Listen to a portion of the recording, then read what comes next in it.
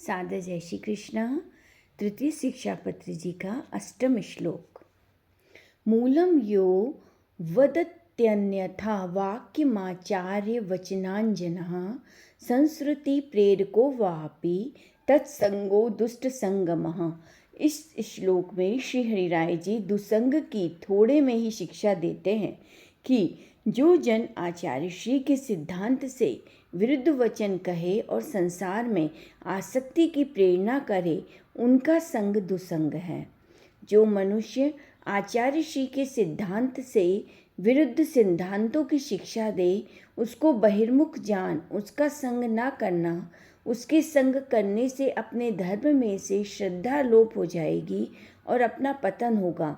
अतः अन्य मार्गी का संग भी अपने लिए दुसंग है। जैसे गुसाई जी ने गोविंद दुबे को मीराबाई के संग को भी उचित न समझा, क्योंकि वह मर्यादा भक्त थी। इसलिए दुबे को मीराबाई के यहाँ जाने पर यह श्लोक लिख भेजा।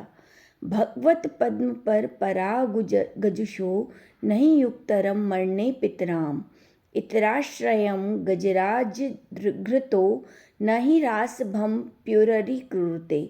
जिसने भगवान के चरणारविंद की रज का आस्वाद लिया है, उसकी मृत्यु से विशेष भी कष्ट हो तो भी अनाश्रय नहीं करना चाहिए। हस्ती पर सवारी करने वाला कभी भी गधर्व की सवारी करना पसंद नहीं करता। यह श्लोक पढ़ते ही गोविंद दुबे समझ गए, तत्काल चले आए। पुष्टि मार्गी तत्व की सूक्ष्म गति है, अतः अन्याश्रय दुसंग महान बाधक समझकर उसका त्याग करना चाहिए। मूलम यश्च कृष्णे रतिम नित्यम बोधयत् प्रयोजनम निरपेक्ष सात्विक कश्य तत्संगः साधु संगमः। उसका संग साधु समागम है, जो निरपेक्ष और सतोगुण वाला हो तथा किसी भी स्वार्थ के सिवाय जो वैष्णव श्री कृष्ण में नित्य प्रेम करने की शिक्षा देता है।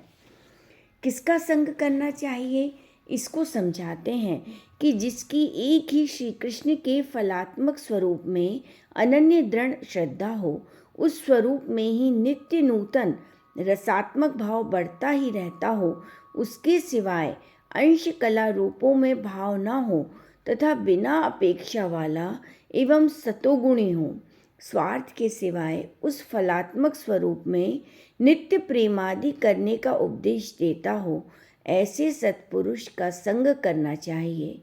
यह संग ही साधु समागम अर्थात सत्संग है। ऐसे सत्पुरुषों में व सत्संग में पाखंड, काम, क्रोध, लोभ, मत्सर आदि दुर्गुण नहीं होते। जहाँ भी लोभादि दुर्गुण हो, वह सत्संग नहीं है और न वह सत्पुरुष है। मूलम एवं निश्चित सर्वेषु स्वेष्य विनेषु वा पुनः महत्कुल प्रसूतेषु कर्तव्यः संग निर्णयः। उपरोक्त गुणों का निश्चय कर जिनमें वे गुण दिखें, उन सब में तथा महात्कुल में उत्पन्न हुए हों, उनमें संग का निर्णय करना चाहिए। जो वैष्णव सत्पुरुष अंतःकरण से लौकिक एवं गृह कार्य आदि उपाधि का त्याग कर निश्चिंत हुआ हो, केवल अनासक्ति पूर्वक लौकिक आदि करता हो, आचार्य श्री की शरण ली हो, इस प्रकार के भगवती का संग करना चाहिए। मन में जिज्ञासा होनी चाहिए कि जैसे यह भगवती आचार्य श्री के आश्रित है, वैसे मैं भी आचार्य श्री का आश्रित बनूं, तो दोनों परस्पर संबंधी हों, सत्संग कर भाव को बढ़ाते रहें, अन्य मार्गी के साथ कभी भी संबंध ना करें। महत्कुल अर्थात जो बल्लभ कुल में उत्पन्न हुए हैं, सदैव श्री कृष्ण की सेवा परायण हैं, जिनको उसका ही आश्रय है, उसका संग करना चाहिए। सादर जय श्री कृष्ण। वल्लभाधीश की जय।